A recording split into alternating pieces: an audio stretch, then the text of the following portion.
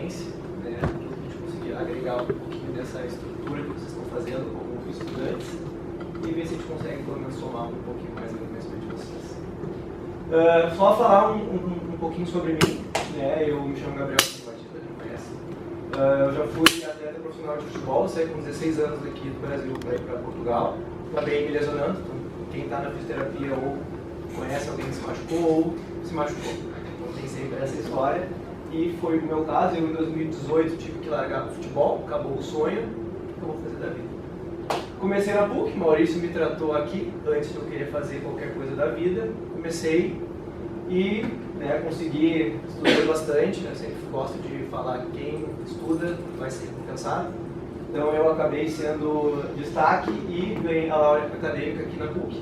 Ali a professora Clarissa, minha orientadora, e acabou me entregando ali o diploma de certificação de melhor aluno da turma. Atualmente estou fazendo a pós-graduação de fisioterapia traumática ortopédica e esportiva na Fevale, finalizo agora, por isso que eu não vou estar aqui na graduação, vou estar lá em Novo Hamburgo em aula.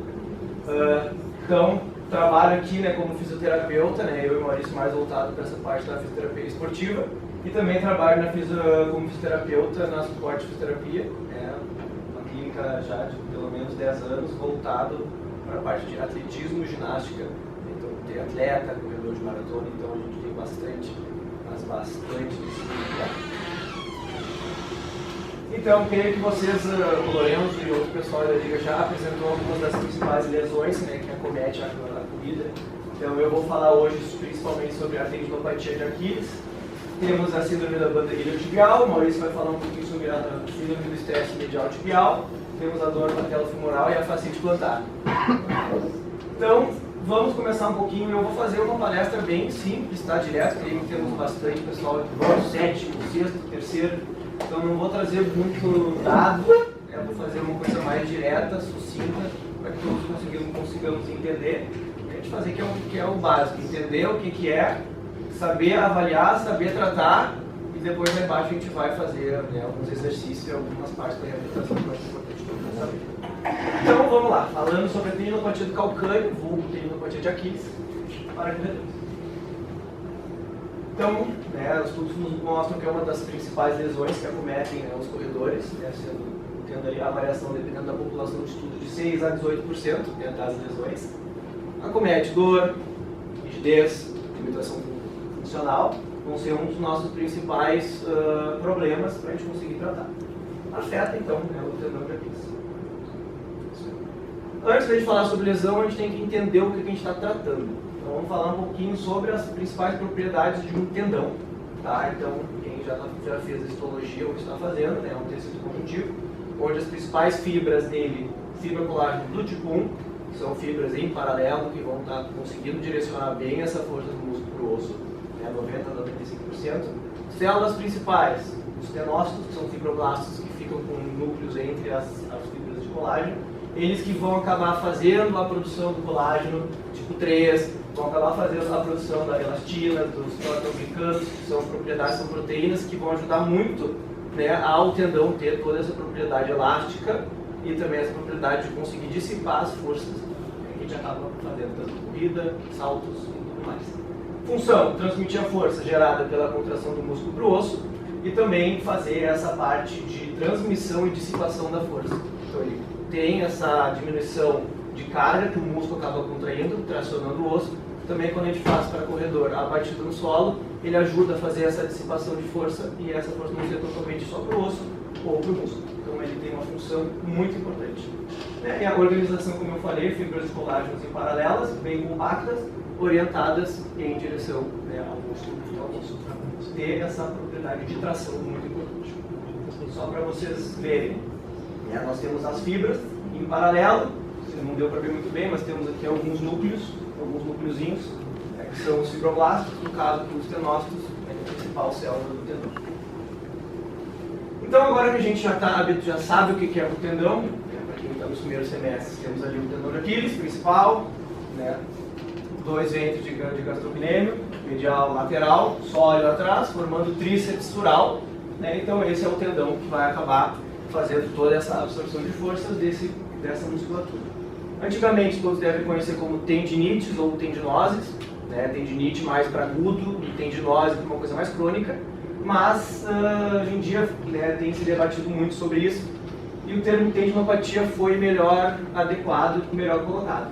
Então foi colocado que é uma condição patológica que afeta o tendão, que gera dor, disfunção ou alterações estruturais, né, no caso das fibras de colágeno, que podem acabar estando desorganizadas, que vai gerar, né, um déficit muito grande, ou microrupturas, mas não necessariamente vai ter um processo inflamatório agudo. Né? Às vezes, antes a gente pensava, tá doendo, tá com um processo inflamatório. Não necessariamente. O que acontece, né, nisso? O que acontece essa dor? O que acontece essa tendinopatia? Principalmente, né, com muita sobrecarga, muita corrida, né, a degeneração do colágeno tipo 1, que é a principal, que é um colágeno mais firme e mais forte, ele vai se lesionando, acontecendo micro-rupturas ou pequenos estiramentos, e ele acaba virando um colágeno tipo 3, que é um colágeno mais fraco. Então essa dissipação, se continuar a treinar por cima, esse colágeno vai acabar se rompendo, vai acabar lesionando, então tu vai acabar não conseguindo curar. Então isso vai acabar te tirando dor, desconforto e tudo mais. A neovascularização, que é, ou seja, quando tu lesiona, tu acaba tendo ali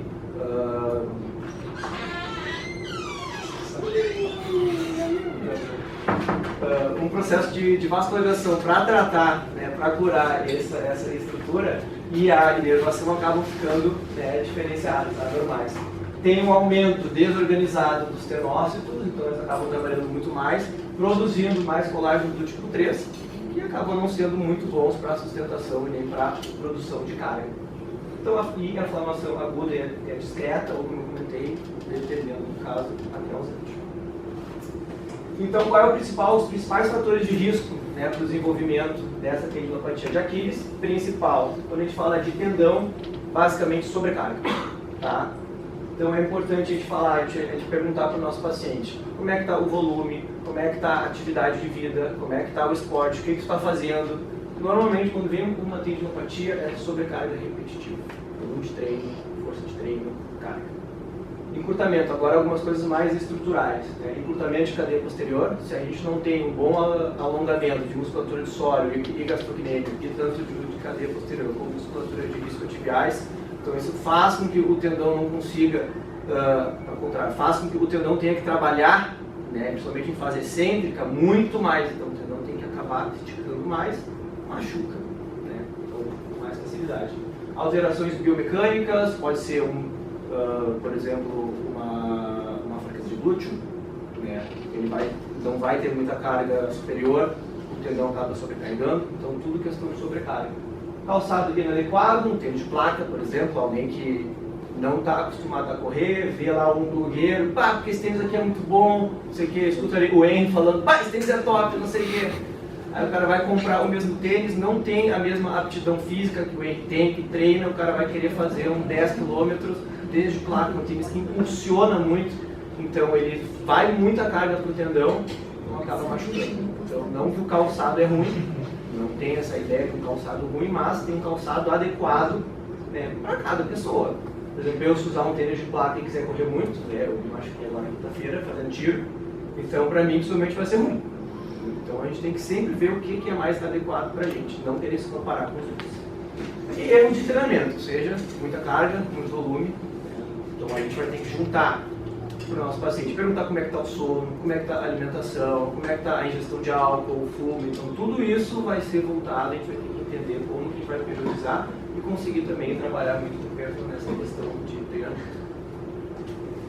Então que a gente deu uma boa base inicial, vamos ver aonde que acontece mais essas lesões. A gente tem dois tipos principais, né, de tendinopatia de Aquiles. A gente tem a tendinopatia insercional de Aquiles, tá? É onde a gente pega ali na êntise, ou seja, onde tem a junção do osso com o tendão com o osso.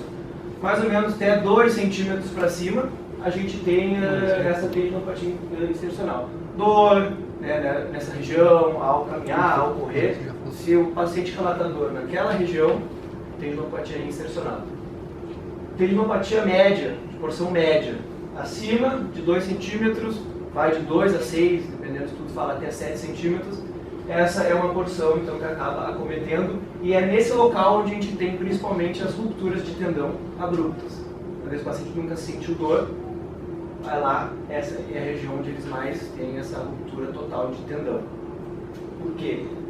É uma região que é mais difícil de ser tratada, né? Tem o tendão como em si, já tem uma vascularização, ou seja, os capilares sanguíneos, que é onde trazem as células de reparo, é uma estrutura que não tem muito. Então, e ali nessa porção média ainda mais. Então, se ele tem já essa dificuldade, né, de conseguir trazer essas células para curar, então tem muito mais sujeito a lesionar e a romper. Então vamos para a avaliação clínica. Tá? O que a gente tem que fazer? Primeiro, como eu comentei antes, anamnese, né? Perguntar para o paciente, tá? Como é que tá? O que aconteceu? Ah, machuquei, correndo, tal, beleza, você já sabe, avalia, um monte de dor, tá doendo aqui. Como é que tá teu volume de carga? O que tu faz? Ah, eu corro, beleza. Tá acompanhado com alguém? Treina à toa? Então isso a gente vai ter que ver para direcionar para onde que a gente vai. Para a gente conseguir saber todo o panorama dele. Se dorme bem, se está estressado no trabalho, né? Então tudo isso, se treina muito, né? Não precisa ser só corrida, faz academia, então são pontos importantes. Ver a dor, a rigidez matinal, que é uma característica de uma dor de tendinopatia, né? Normalmente quando está na corrida, o paciente às vezes não sente muito, porque o tendão aquece, né? Acaba lubrificando, trazendo mais água ali para aquela região, o tendão não sente. Quando esfria, de noite, no outro dia de manhã, primeira pisada principalmente, o tendão ainda está rígido, esfarelento, até ele acordar, até o tendão se mobilizar, aí ele fala, bah, quando eu saio da cama, boto o pé no chão, dói. Então é uma característica já também de uma tendinopatia, como eu falei, um histórico de treino. Exame físico, olha para o tendão, vê se ele está espessado, se ele está com dor, né, se ele está com algum calombinho, né, então é importante da gente ver. Espessamento, como eu comentei, e dor na palpação, principalmente para a gente saber. Às vezes, no cuidado, né, para fazer a palpação ali entre a parte insercional para a parte média, nós temos a bursa retrocalcânea. Então, às vezes, o paciente pode estar com uma bursite, e aí tu palpar em cima do tendão, pá, mas me dói, e tu vai, é uma tendinite, uma tendinopatia. Na verdade, pode ser só a bursa. A gente vem pelas laterais do tendão, palpa diretamente a bursa, vê se aquilo está dando, que é o que pode estar mais dolorido do que realmente o tendão. Então esses cuidados a gente vai vendo ao longo do tempo, experiências. A parte de reabilitação agora. O que a gente faz? Beleza, avaliamos, vimos que o paciente tem um volume alto de carga, tem dor, não consegue caminhar, e aí? Avaliei isso tudo. O que eu faço? Está na minha frente, vou passar um plano de tratamento para ele, o que eu vou fazer? Então a gente tem que inicialmente ver essa parte das cargas e tentar o máximo possível reduzir. O tendão, apesar de ele ser uma estrutura que precisa de carga para trabalhar, nessa parte de reabilitação a gente vai tentar diminuir a carga para a gente conseguir fazer esse processo de diminuição de dor. Se está com um processo inflamatório agudo, a gente ativar, fazer com laser, para os nossos equipamentos de fotobiomodulação e eletroterapia para baixar esses sintomas. Então, reduzir o volume de intensidade, utilizar os nossos equipamentos como ondas de choque. Eu nunca trabalhei com ondas de choque, o Maurício talvez pode falar muito melhor que eu. É muito bom para ter, o Gustavo também, para tendinopatia. Dependendo se qual o seu paciente tem uma alteração de pisada, né, uma alteração biomecânica, dependendo de uma palmilha, pode ser melhor para ele. Tá? Laser, excelente trabalho para tendão. A nossa eletroterapia, o dry needling, eu gosto de trabalhar muito com o dry para tendão. Temos a EP também, que é muito boa. Eu gosto de trabalhar com a microcorrente, também uma excelente corrente que a gente, não sei se vocês vão aprender na graduação, mas se vocês já souberem, já quiserem, aprendam, que é muito boa essa corrente. Ela começa a ter já muitos estudos falando sobre essa usabilidade, principalmente para tendão, em fase aguda, para sentir com dor, que é muito bom usar. Trabalhar a mobilidade, ganho de ADM, às vezes o paciente que não tem muita dorse, vai estar com um encurtamento de cadeia posterior, então vai acabar sobrecarregando o tendão. e fazer, né, a parte de alongamento, liberação também de panturrilha, fazer ali gastrocnêmio, mixório. Pode estar com pontos de tensão, então se o músculo não trabalha direito, não faz a contratibilidade dele que tem que fazer de contração concêntrica e excêntrica, a carga vai para onde? Entendeu? Então fazer esse trabalho manual é importantíssimo também para todo esse processo de reabilitação e o fortalecimento progressivo. Tá? Trabalhar inicialmente, a gente vai falar mais ali embaixo, exercícios isométricos, né? O paciente está com muita dor, são excelentes para trabalhar a parte do tendão, trabalha a tensão e a pretensão dele e não faz com o estiramento, que pode machucar mais ainda, e vai progredindo, mas isso a gente vai falar mais ali embaixo. E, beleza, fizemos o nosso plano, o paciente está bem, já está sem dor, e agora? Estou com medo de liberar ele, tenho medo dele ficar com dor. Quais são os critérios que a gente tem que ver, principalmente, para a gente conseguir com mais tranquilidade liberar ele? Paciente sem dor, né, nas atividades diárias, nos treinos que a gente passa, fazer também um trabalho de pliometria mais avançado. O paciente não sinta dor, então ver esses parâmetros, o paciente consegue saltar bem, consegue fazer um skippingzinho que vocês deram ali, o trabalho de agilidade sem dor, já está bem para conseguir. Biomecânica dele corrigida, se o paciente estava ali também com déficit de glúteo médio, tinha, quem não conhece o teste do treino Lemburg, corrigiu essa disfunção, tu vê que ele já está correndo melhor, já está com uma biomecânica de corrida boa, tá? Posso levar. Treina mesmo na clínica para ele fazer o movimento. E o controle excêntrico, né? Ganhar todo também é importantíssimo. Então, só para a gente concluir, é uma lesão que tem um problema multifatorial, não é só a lesão do tendão em si. Né? Então pode ser vindo uma sobrecarga superior, uma sobrecarga de treino, cansaço, então é o que a gente tem que abordar de várias formas. A reabilitação exige uma abordagem personalizada, então é para isso que a gente está aqui. A gente é um excelente profissional, aí a gente tem que saber muito trabalhar com isso. Eu acho que eu falo lá na clínica, 80% do que a gente pega é tendinopatia. Tendinopatia de ombro, tendinopatia de joelho, tendinopatia de tendão de Aquiles, epicondilite, tudo. Então se a gente souber tratar bem uma tendinopatia, vocês já estão na frente de todo mundo. E o nosso papel então é importantíssimo, conseguir fazer essa boa recuperação do nosso paciente e principalmente saber qual o objetivo dele final. Quando vê o cara só está com a sobrecarga ali e o cara não quer fazer nada, o cara só quer trabalhar sem dor, mas tu pensa, não, eu quero fazer o cara correr, eu quero o cara salte, mas o cara não quer isso, o cara só quer estar sem dor. Então a gente vai pegar tanto do atleta quanto do paciente que só quer caminhar e passear no parque com o filho sem dor. Então é importante a gente ver também quais os objetivos que o nosso paciente tem e a gente trazer para a nossa abordagem para conseguir fazer o que ele sempre quer e depois fazer um trabalho preventivo se a gente conseguir com esse paciente melhor. Bom, da minha parte é isso, tá? Quem quiser me seguir aí no Insta, tem o telefone também se tiver alguma dúvida, tá? Podem me perguntar, também vocês vão me ver bastante ali embaixo, então qualquer coisa é só chamar aí. Da minha parte é isso.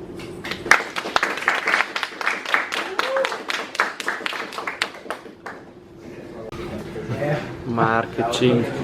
Ai, Lourenço. Lourenço nada, diretoria de marketing. Tudo bem, vamos lá. Muito legal falar com a King aqui, porque foi um desafio. Quando ele chegou pra mim, o cara... Eu era um paciente chato, tá? Esse cara já passou um monte de físio bom, cara, e ele foi até de futebol profissional, cara. Não é jogador de futebol, ele jogou profissionalmente. Então ele jogou em grandes clubes em Portugal. Não quis botar os nomes ali dos clubes ali, mas ele jogou em futebol alto nível, jogou pra caralho, joga bem. Mas ele jogou muito bem e ele teve uma reação inflamatória sistêmica que falou tudo e aos poucos a gente foi encaixando, ficou super bem, graças a Deus. E daí acabou indo pra físico, que foi top. Jogou legal, 7 anos atrás. Foi muito legal. E a gente tá falando junto hoje. Estou muito feliz, é muito legal. Vamos lá, pode passar aí. Cara, foi muito legal, interessante porque ele falou assim de muitas coisas relacionadas ao tendão e algumas coisas que eu não vou entrar, então ele entrou já na patologia do tendão, já entrou na anatomia de tendão, ele entrou na parte histológica do tendão, que é uma coisa que é totalmente interligada, essa palestra encaixou muito bem as duas. Vai ser bem legal, a gente vai ser uma troca assim, bem interessante. Vamos lá. Pode passar. Então tá, mais ou menos é isso aí. Então, a canelite é conhecida como a síndrome do estresse tibial medial é causada pelo uso excessivo, né? Então tem que ter carga.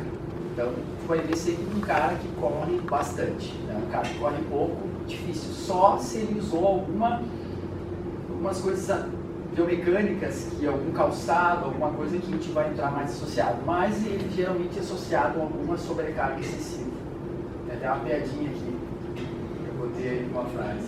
Pode passar.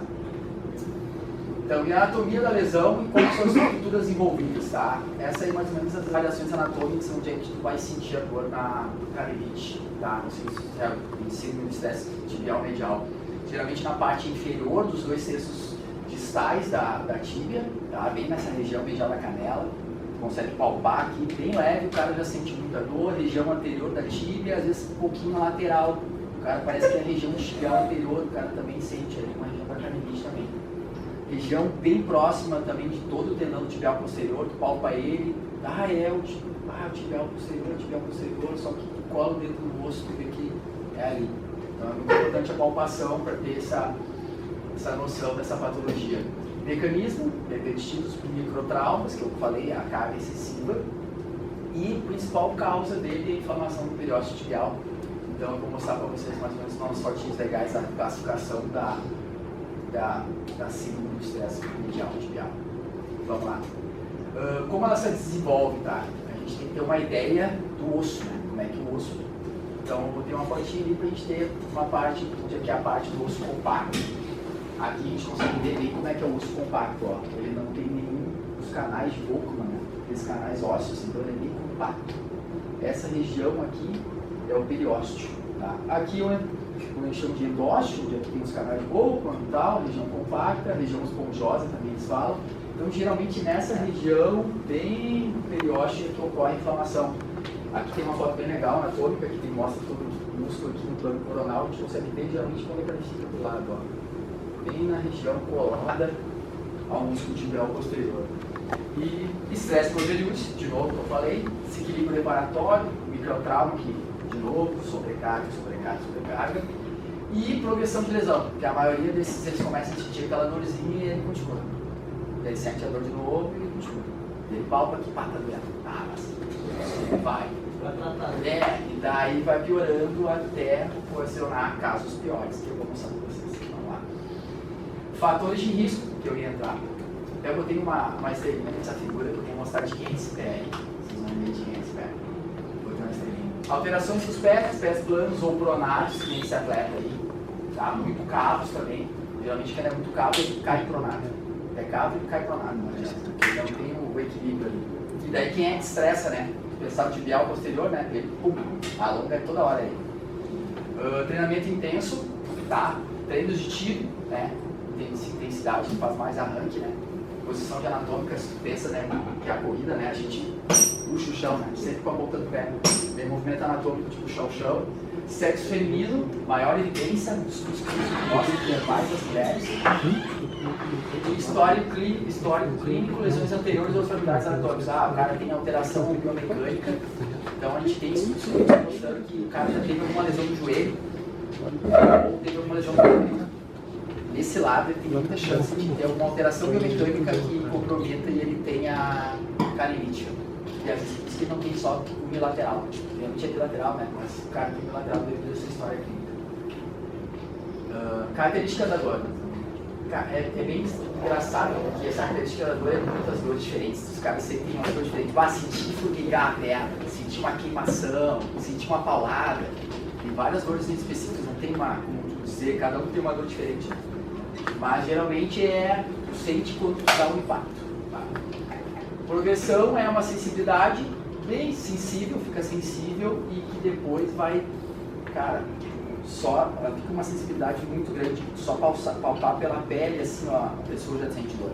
A gente pegou o caso clínico com uma paciente lá, que ela só passava assim pela pele, assim, uma sensibilidade muito exagerada. E essa classificação de Fredrickson que eu comentei agora, que é sobre graus do periósteo. Tá? E a gente consegue ver o periósteo, o osso, tá? Essa parte começa a ter um leve edema no periósteo, ó, essa camadinha que vocês aqui, grau 0 normal. Tá? E aí uma leve edema. Ele vai para edema marrom, que eles chamam marrow edema, ou na verdade é brown, né? Mas eles falam brown também, não sei onde qual estágio. Mas ele começa a ficar mais vermelho dentro do osso, consegue ver em ressonância isso, daí começa a aumentar. Daí aqui de novo, ó, começa um pouquinho mais, e daí depois faz uma lesão intracortical, que consegue ver em exames, começa a ver que o osso aqui ele começa a ficar vermelho, ou na ressonância ele começa a ficar escuro, e depois já começa a famosa fratura por estresse. E aí aconteceu isso aqui, ferrou. Daí segura. Vem aqui mais ou menos a explicação de cada um, mas não vai entrar. Casos clínicos, tá? Radiografia simples, dá para achar. Tem alguns pacientes meus que mandaram, uau, Maurício, olha esse exame aqui. Cara, é fácil, mas é difícil. Tu consegue ver que tem um crescimento do periósteo aqui e tu vê que o canal medular também reduz de tamanho. Tu consegue ver um calinho ósseo, assim. Na tomografia, é às vezes mais, como posso dizer, padrão gold, padrão do que a ressonância na tomo. Tu consegue ver muito bem certinho o osso, assim, tu consegue ver linhas. Tem um caso de um atleta que eu vou mostrar para vocês que a gente fez ressonância e não aparecia, e a gente conseguiu uma tomografia de perfil ver uma linha de fratura. E o cara tinha dor, e a gente pensava que era uma dorzinha na canela de nada, e o cara tinha uma fratura por estresse. Daí tu consegue ver uma linha de fratura com a tomo. Pode passar. Ressonância é top, né? Ressonância tu consegue ver até a inflamaçãozinha ali, a linha branca, a gente vê uma linha de edema aqui colada no osso. A gente consegue ver, ó, já tem estresse, e aqui, ó, a gente consegue ver uma linha colada no osso também, ó. Fáscia, né? Colada no osso. Tem um edema. Edema medular óssea, é bem específico. Pode passar. Diagnóstico diferencial, a gente tem que relacionar isso aí porque em muitos casos pode ser uma fratura por estresse, ela já evoluiu, é uma patologia que evoluiu já para o próximo caso, então a fratura por estresse deve ser um tratamento e a síndrome do estresse medial vai ser outro. A fratura por estresse tem que tirar a carga total. Síndrome do estresse medial pode trabalhar e fazer exercício de carga, principalmente porque os mesmos exercícios que a gente vai fazer hoje é igual que tendão, tibial posterior tendão, são exercícios isométricos. Síndrome compartimental é bem complexo, então um edema que ocorre na região, depois processos inflamatórios e começa a inchar e começa uma dor muito relacionada a síndrome do estresse medial tibial. Tu sente inflamado e como ele pressiona tudo, é uma dor de fáscia, né? Só que tu vê que ele incha demais, não é tão parecido, a perna fica muito inchada, tem que avaliar. Tendinopatias, que é o que ele falou, pode ser uma tendinopatia do tendão tibial posterior, e alterações vasculares, que são bem complexos, tem que cuidar. E meter a mão, se tu acha que tem um trombolia, pior merda que pode acontecer. Teve um caso aqui na PUC que o cara tinha uma dor na panturrilha, e eu me lembro que um aluno na época mexeu na panturrilha, eu disse, olha cara, vamos parar, para de mexer. Bota uma eletro aí, vamos ver, pede pro cara no médico. O cara foi e tinha um tronco gigante. E o cara apareceu com uma safenectomia gigante aqui, toda a perna o cara fez. E era uma dorzinha na panturrilha. Então, às vezes, a gente tem uma ideia dos problemas complexos. Assim. E aí, que é esse músculo aí, que esse é o principal causador aí. Tem outros causadores, mas o principal, geralmente, é ele, certamente por fraqueza e devido ao principal suporte biomecânico dele, do pé. Né? Ele estabiliza o pé, essa porção do arco, que ele vem nessa região medial do maléolo, ele estabiliza o arco plantar e é essencial para o movimento da biomecânica da corrida. A relação de inserção e controle também, para a gente ver a construção anatômica dele, tem correlação bem ao movimento de corrida, da passada, da inclinação do pé. Então, o principal causador aí da síndrome do estresse medial tibial. Abordagem terapêutica baseada em evidências. Tá, isso aí eu vou entrar um pouquinho mais a fundo, mas vamos lá. Repouso, controle da dor, reabilitação muscular, que é reforço, órtex e correções e cirurgia. Se caso de cirurgia, geralmente é relacionado a fratura por estresse. Tá? Aí esse é o caso, outra estrelinha que eu vou mostrar aqui para vocês. É uma haste intraventricular. Achou uma linha de fratura, vai ter uma linhazinha de fratura, o cara, pum, ó, uma linhazinha aqui, bota uma haste intraventricular. Tu abre a tendão da tíbia aqui, bota o tendão patelar do lado e é bom que o retorno é bem rápido, né? Então precisa do atleta, o cara precisa correr, voltar logo, ele consegue voltar logo, porque agora a carga do impacto ela vai direto para a haste. Tira então. a dor que ele sente aqui não vai direto da carga, o impacto vai baixo, então ele consegue voltar mais rápido ao esporte que ele pratica. Pode passar. Nível de evidência, tá? Exercício. Tá? Então, síndrome de estresse medial tibial é exercício. Nível de evidência A, tá? Tem estudos clínicos de 2012, tem alguns novos, mas esse é o que mais tinha relacionado a exercícios, tá? Exercício de progressão, 3 7 de 15, bastante repetição, exercício específico de excêntrico, relacionado à plantiflexão. E esses estudos mostram que redução de 60% da dor em 6 semanas. E restauração da função tendinosa em 35% dos casos. Então é muito bom, são dados muito bons. Nível A também, modificação da biomecânica. Tá? O que tem que cuidar, né? Essa relação da biomecânica a gente tem que cuidar muito. Aquele pé que eu mostrei para vocês desse cara aqui, ó. Esse cara tem uma pronação excessiva bizarra, e aqui ele é totalmente pronado. Você vai corrigir um cara que é um dos maiores campeões da maratonas do mundo. Ele tem mais de 10 tempos, até 2:10. Ele tem um recorde abaixo de 2 horas, que não foi vinculado, porque tinha um carro na frente, que ele fez abaixo de 2 horas, ele fez 1h59. É o único cara que fez isso. Só não foi homologado, que tinha algumas coisas que ajudavam, mas ele é o único cara que fez abaixo de 2 horas uma maratona. Então, óbvio, controle de pronação, palmilhas e tal, se o cara tem dor. Se o cara corre com pronado, não tem dor, não tem problema, não tem a patologia que a gente está estudando, não precisa corrigir. A corrida dele é assim, ele não tem dor, ele corre bem. Ele adaptou o corpo dele, tudo ele foi adaptado. E combinação com calçados, uso de calçados com controle de movimento, tem calçados específicos para longo, né? A gente vê agora calçado para tiro, calçados para treinos específicos, isso é importante para nós. Daí ele fazendo um reforço dele, ó, mini beizinha, a gente acha que não é nada, mas não é muita coisa. Progressão controlada, isso é uma coisa muito interessante que eles fazem com o pessoal da fratura por estresse ou síndrome do estresse medial tibial, é tu evoluir a carga de corrida 10% semanal. Então você tem que ter um cálculo de carga e cada semana ele evolui 10%. Ele está dando um trotinho, semana que vem dá um aumento de 10, na segunda semana aumento de 10. A gente pegou com um atleta que eu vou mostrar para vocês ali, que botou aquela haste ali, a gente botava ele na esteira e ele caminhava na esteira. Foi caminhando, a gente foi evoluindo semanal 10%.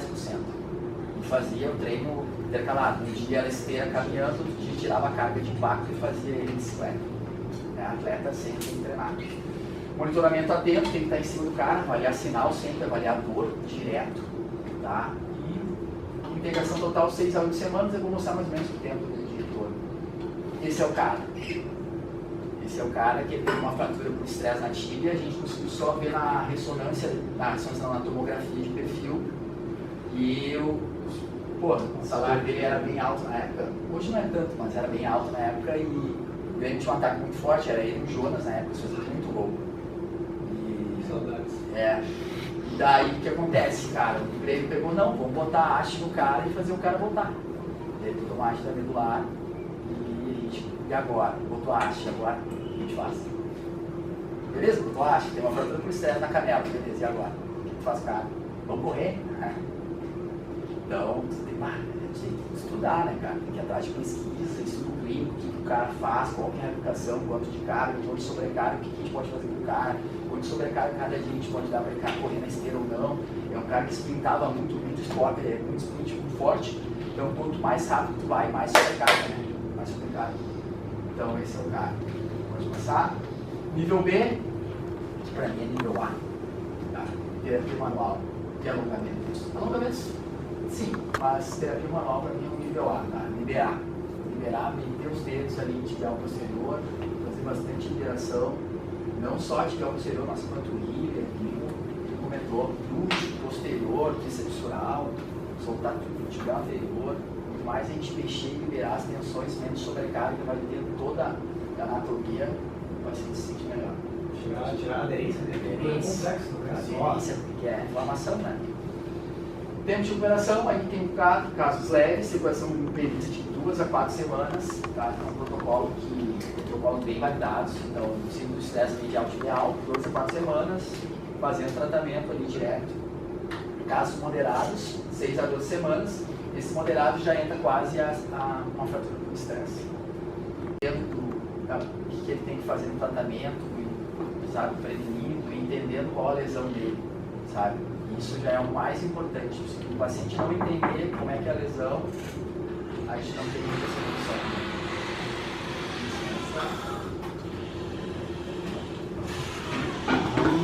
Sempre trabalhando.